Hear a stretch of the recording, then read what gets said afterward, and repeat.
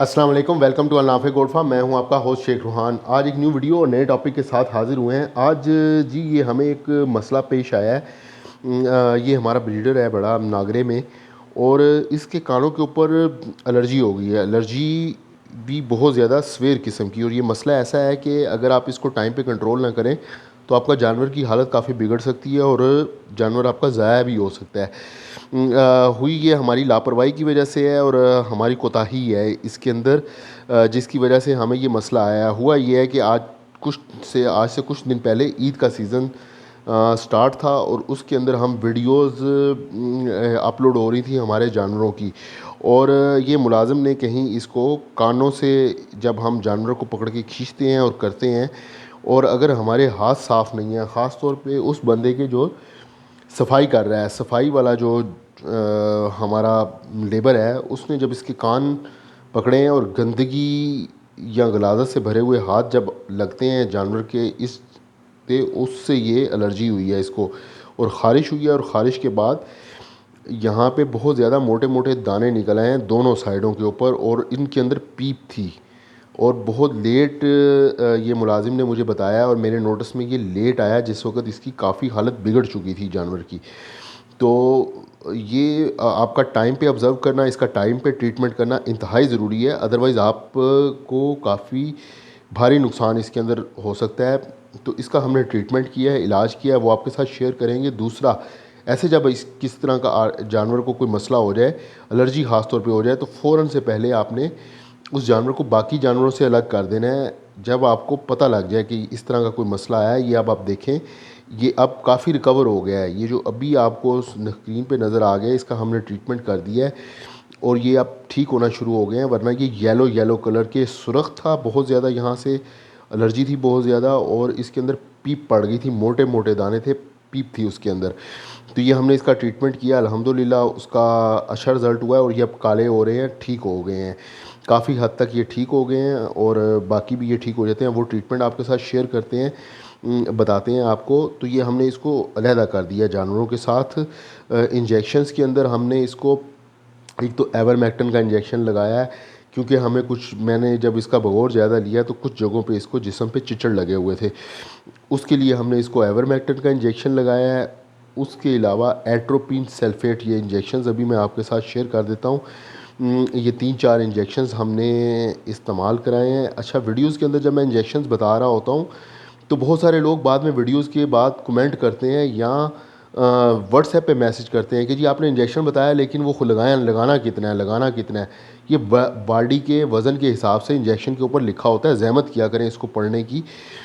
इसके ऊपर लिखा होता है कितने वज़न के हिसाब से कितने जानवर को कितना लगना है। तो ये जो सबसे पहले इंजेक्शन हमने इसको दिया, ये नेक्सम का इंजेक्शन है, पेन किलर है। क्योंकि जिस वक्त इस तरह का कोई मसला होता है, जानवर को पेन होती है, काफ़ी तकलीफ़ होती है। तो ये इंजेक्शन हमने नेक्सम का, ये बड़ा जानवर है, 120-150 केजी का वज़न है इसका लाइव वेट में।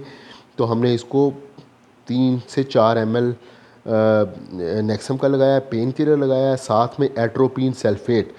ये किसी किस्म के भी जो भी ज़हरीले असरात होते हैं किसी भी जिस्म के अंदर जानवर के, उसके लिए ये बेहतरीन इंजेक्शन है, एट्रोपिन सल्फेट।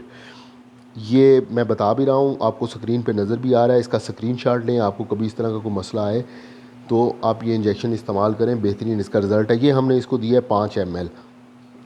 इसके अलावा एक इंजेक्शन हमने इस्तेमाल किया एवल। एवल एंटी एलर्जिक और एंटी एलर्जिक इंजेक्शन है। एलर्जी किसी किस्म की भी जानवर को स्किन के ऊपर किसी जगह पे भी हो जाए तो उसको वो बहुत अच्छा उसका रिज़ल्ट है, बेहतरीन उसकी फार्मूलेशन है। ये सब इंजेक्शन अलग अलग लगे हैं, एक नहीं लगे हैं, और ये तीसरा दिन है जो ये आज आप हमको दिखा रहे हैं। एवल का इंजेक्शन मुझे नहीं अवेलेबल हो रहा था, ईद की छुट्टियां थी, वेटनरी की शॉप्स बंद थी, तो मेरे पास जो इंजेक्शन एवल का पड़ा हुआ था वो एक्सपायर हो चुका था, उसकी डेट जब मैंने चेक की। इंजेक्शन लगाने से पहले ये बहुत ज़रूरी है कि आप उसकी डेट ऑफ एक्सपायरी चेक करें, उसके ऊपर लिखी हुई होती है, आप देखें कि आपके पास जो इंजेक्शन है वो पड़ा पड़ा एक्सपायर तो नहीं हो चुका। फ्रिज में हमने रखे होते हैं लेकिन डेट ऑफ एक्सपायरी उसकी गुजर चुकी थी, इसलिए मैंने वो इंजेक्शन इस्तेमाल नहीं किया। मैं वैसे आपको दिखा देता हूँ आगे चल के।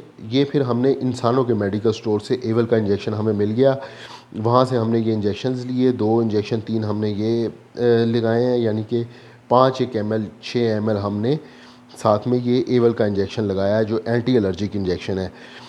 ये हमने लगाए हैं। उसके अलावा हमने इसको सरसों का तेल लगाया है, डेटॉल से इसको वॉश किया है यहाँ से। तो ये बेहतरीन हमें इसका रिज़ल्ट मिला है। अल्हम्दुलिल्लाह जानवर हमारा रिकवर हो गया है और ये अब ठीक है। ये इंजेक्शंस मैं आपको बार बार दिखा रहा हूँ, ये आपकी स्क्रीन के ऊपर नज़र आ रहे हैं। ये 3 इंजेक्शंस हमने इस्तेमाल किए हैं। ये एवल का इंजेक्शन है जो ये मेरे पास पड़ा हुआ था, लेकिन ये एक्सपायर हो चुका था। वेटनरी की शॉप्स बंद थी तो मुझे वेटनरी में नहीं मिला, लेकिन इंसानों की मेडिकल स्टोर से हमें वो ये इंजेक्शन एवल का मिल गया। वो हमने लगाया और बेहतरीन हमारा जानवर जो है वो रिकवर कर गया। तो टाइम पे ट्रीटमेंट करना, आपको ऑब्ज़र्व करना, देखना, चेक करना जानवर को बहुत ज़रूरी है, ताकि आप किसी बड़े नुकसान से बच सकें। टाइम पे आप ट्रीटमेंट कर लें, टाइम पे इंजेक्शन इस्तेमाल कर लें तो आपका जानवर जल्दी से रिकवर हो जाता है। ये यहीं पे हमने इसको पकड़ लिया है।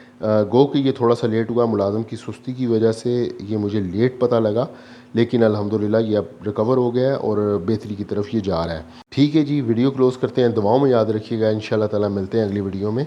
अल्लाह हाफ़िज़।